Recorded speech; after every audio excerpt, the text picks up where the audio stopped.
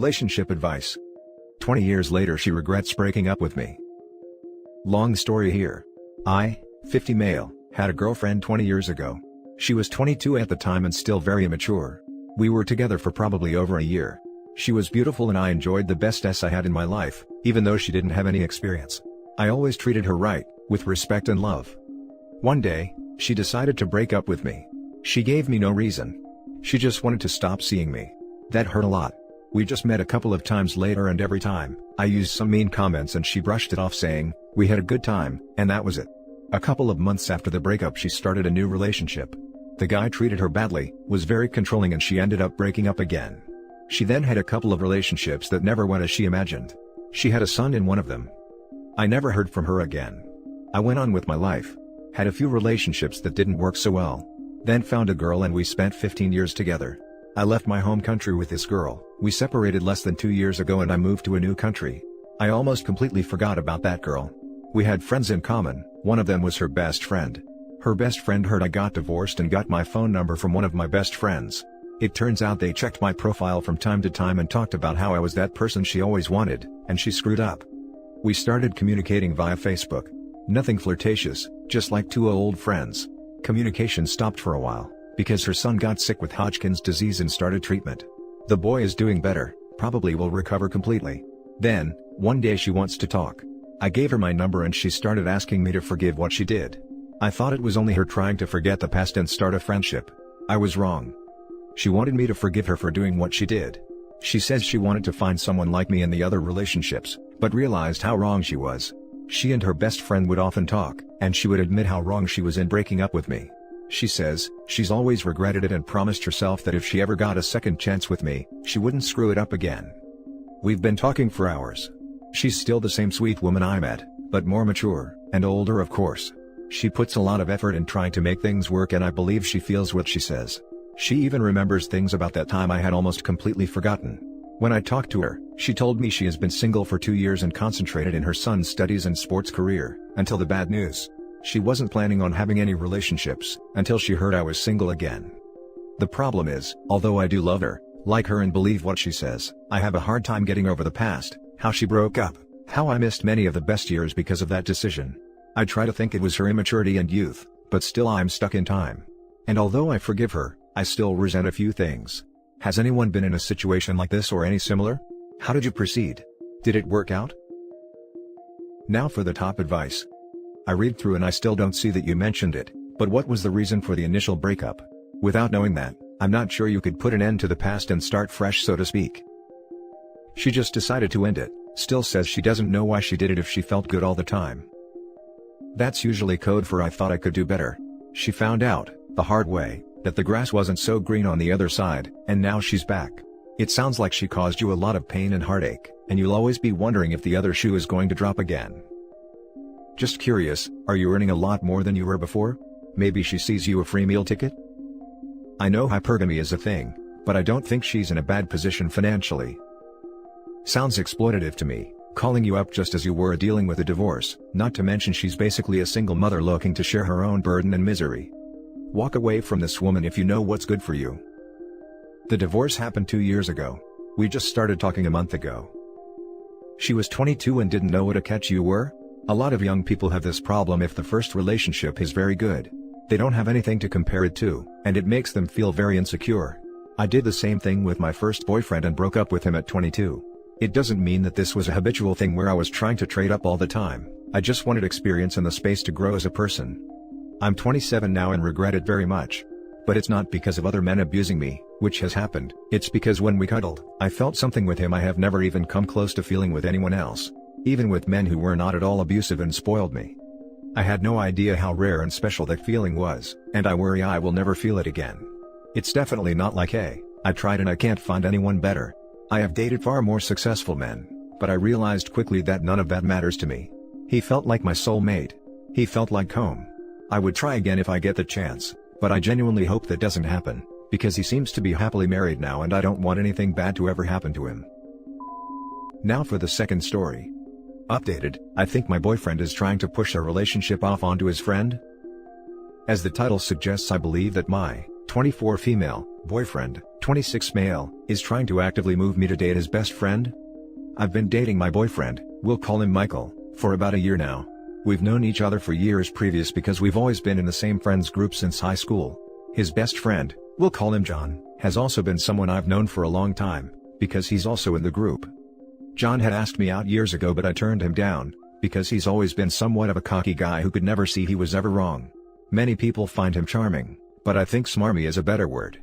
He seemed offended but brushed it off, and even told people that I had asked him out and he rejected me, which was fine because it didn't affect my life at all. After a few months, all was forgotten and we just pretended the other one didn't exist, and that's how it's been for years.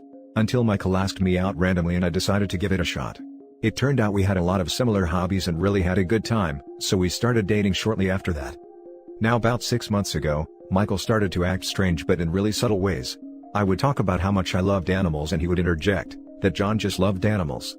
Which wouldn't be weird, but he did it with everything I talked about with even the slightest bit of enthusiasm. If I loved it, John loved it just as much. He told me how compatible me and John were and how he wished we meshed more.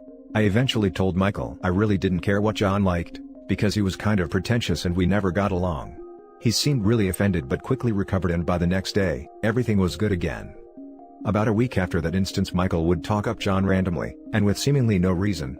Hey, I talked to Brittany yesterday and man, John is apparently a god in bed, haha. Maybe I should ask the guy for tips? John is volunteering at that shelter we went to a couple weeks ago. What a guy. We should have John make us dinner, he's a great cook. It was every day to every other day I had to hear about John's greatness, and it was to the point I initially thought that Michael wanted to date John. Then 3 weeks ago after we had some drinks, he asked me, if we ever broke up would you date someone else in the group? I had no idea what to say because it was so random, but he quickly filled the void by saying, I think I would if I were you, and John was single. Seriously? So, 3 days ago I confronted him in the kitchen and told him that if he had anything he wanted to tell me I would listen to it, no matter what, and that I would always be there for him. He seemed confused and told me he had no idea what I meant by that. So, I brought up all the times he talked about John and how he would date him, and told him that if he really wanted to date John, I understood and would support them. After all, they're best friends, so they obviously have a good connection. When I say he blew up, I cannot stress how angry he got. He used a dozen slurs for gay people and said he was disgusted I saw him like that, and that he would never do something like that. We ended up getting in a huge fight over it, because I certainly don't support his language or attitude toward LGBTQ folks, and that it was just a vibe I got from him and I didn't mean to mislabel him. We haven't really talked but he's staying at his parents' house right now, and today John called me to tell me he doesn't support Michael's attitude toward me, and invited me over to talk about it, even saying that Michael was 100% okay with it? Am I crazy? Am I making up some convoluted story in my head or is this bizarre? Now let's read the top advice before the update. You should ask him why he is trying to set you up with John. You should also break up with Michael. I just didn't want to come out and say that, because it's so presumptuous I guess. I have no proof, just that gut feeling that something is wrong. I'm trying to think through my options, because this is our first real fight, but once again, it's always about John. Then ask why he is always talking John up to you and insinuating that you should date John. I was planning to call him when he got off work, and I think you're right, so I'll just straight up ask and see where that gets me. Or Michael is secretly in love with John and hasn't wanted to come out yet. That explains why he blew up when you called him out. Yeah, my gaydar was going off before I even got to that paragraph, then the slurs pretty much confirmed it. Well, I've been thinking this over and if that was the case, I really don't think he would have said the things he said when I asked. I think you underestimate a closeted person. Why was he talking to Brittany about John and their S-life? It's strange.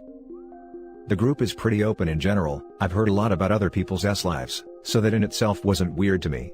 But what he said when I asked was very homophobic. And then he told John it would be a good idea for me to go talk to him at his house? I'm not discrediting your idea, but I'm calling him in an hour and will be asking direct questions. Edit. So, I called Michael when he got off work and the first thing he asked me was if I went to vent to John. Naturally I didn't, because we're not close and told him as much.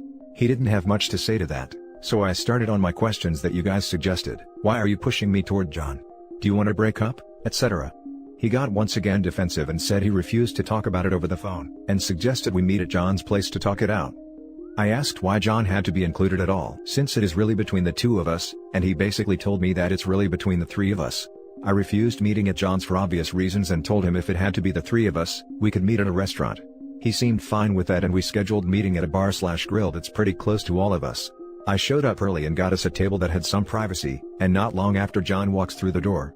He sat down immediately and started chatting about how we were both so timely, and that he liked when women showed up early because it showed they had good time management skills.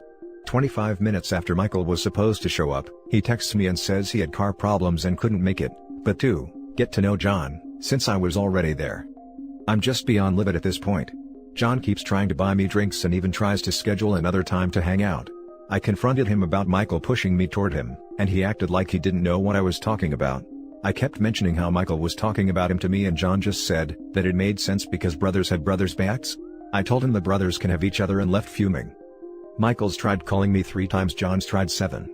I want to cut them both off and say good riddance, but to do that would be leaving the friend group as well, and I don't really have that many friends to begin with, and it makes me so mad that I even have to make this decision. Anyway, that's the update. Sorry if it doesn't resolve anything, it makes me angry too. Now for the full update.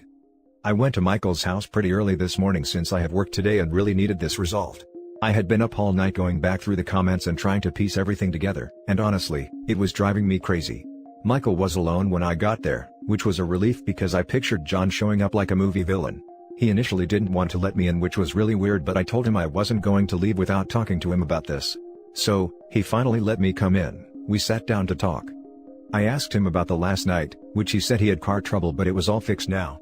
Convenient. I asked him a few more questions but was met with vague answers, so I decided to just cut to the chase and said, "Why do you want me to like John? Do you want me to date him? Do you want to have a 3-way, what is it?" Once again, instead of answering, he just watched me from his stupid chair, and then had the nerve to ask me who I told my suspicions to. So, I said I'd been running them through my head, but that my mom knew I was coming over to talk. She didn't, but he was starting to be really creepy. He got mad and said it wasn't like that, and I was making him out to be the bad guy because they were, yes, they, looking for something long-term, not just a one-time thing. And now that all my suspicions were 100% confirmed, I told him you can't make plans including someone else without their consent, and that I would never be interested in anything with the two of them, and that I was no longer interested in anything with just him either. I started leaving and told him to never contact me again. Same goes for John, and he could share the message, when he blocked my way out and said I had to hear him out, and his side of the story. I told him I didn't want to, nor care to, and that he needed to let me leave, because my mom was expecting me in the next half hour. He started getting frantic, saying if he could just get John over there to explain, it would all make sense. So, I ran out the back door and used the garden exit to get to my car and locked the doors immediately. He came outside and started pounding on my windows, saying I was making a huge mistake and that I'd regret this. I was bawling in my car when I backed it up to drive away. I'm pretty sure I drove over their mailbox by accident, because the back of my car has a huge dent. My car was basically out of gas, so I had to stop even though all I wanted to do was put as much space between us as possible. Which is when I saw the dent. Right when I was about to leave, who else would call my name, but his mom. She was on her way home from the grocery store and was worried because I looked like hell warmed over. I told her about everything that just happened and got more than a few stares from other people, but F it, I guess I'm just the crazy lady at Maverick. His mom looked horrified for me, and told me to stay as far away from him as possible. She told me to come sit with her in her car, where she proceeded to ask me when I met Michael, which was high school. She figured as much and said that in middle school him and John forced a girl together, and have a sealed record because they were minors and didn't mean to do it. She told me how sorry she was, because she said it happened so long ago, she thought he changed. She put him in therapy and thought he was better. She said if she had any idea there might have been a chance of this happening, she would have told me immediately. I just gave her a quick bye and I'm so freaking scared of everything right now. I'm going to my mom's, since they both know where I live. I sent a mass text out to everyone in the group detailing everything, and so far, 3 people have said they support me, so that's good I guess. What do I even do? I'm never talking to them again. I've already blocked them both on everything I could think of, but I've been getting hidden number calls since. I'm considering going to the police station to file a harassment complaint, so that it's at least documented. My mom said she's going to call my uncle who works at the court, and see what the next best step is. Thank you guys so much. I don't know if I would have confronted Michael without you guys confirming how weird this was. I'm terrified, but glad that I at least know what's going on now. My mom's here as my support right now and some of the girls are coming over later tonight, just to make sure I'm okay. I'm sorry if this only makes some sense, the adrenaline still hasn't left me and my hands are unsteady. I appreciate every single one of you who took time to help me out because I think I got out just in time honestly. Honestly. Thank you guys. And that's it for this video guys. If you have thoughts to share, leave a comment below. Don't forget to hit like and subscribe if you like this content. Turn the notification on to get updated on my latest posts. I'll catch you in the next one. Good day everyone.